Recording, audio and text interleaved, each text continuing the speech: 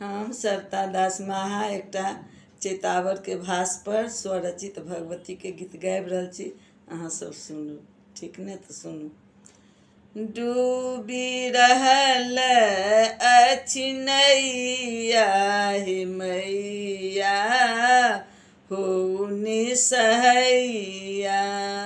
डूबी रहल अछि नैया हे मैया हो निसहैया।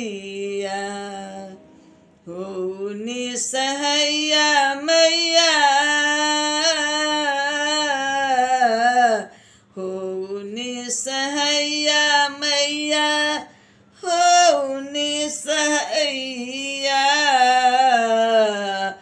उब डूब करै अछि नैया हे मैया हो निसहैया।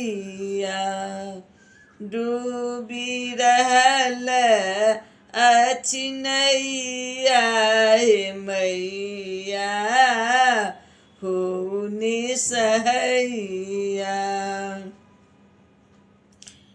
दुख सँ भरल मैया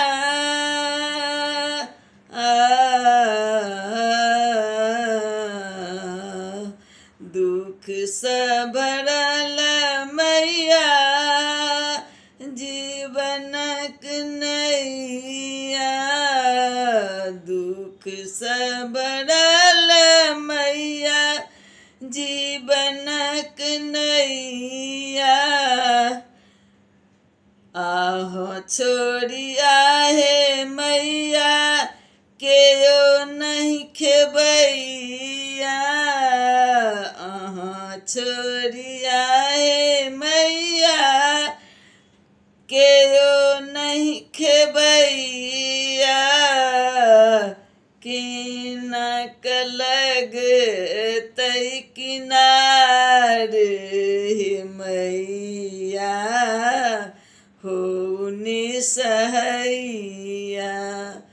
डूबी रहल अछि नैया हे मैया हो निसहैया। भीज गेल चुनरी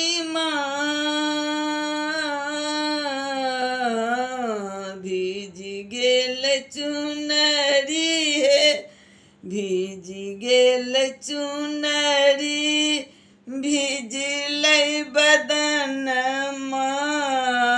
भीज गेल चुनरी भिजलै बदनमा।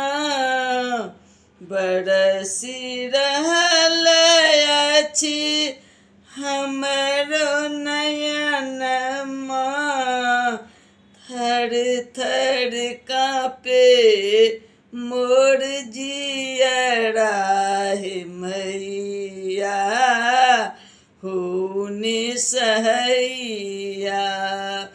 डूबी रहल अछि नैया हे मैया हो निसहैया।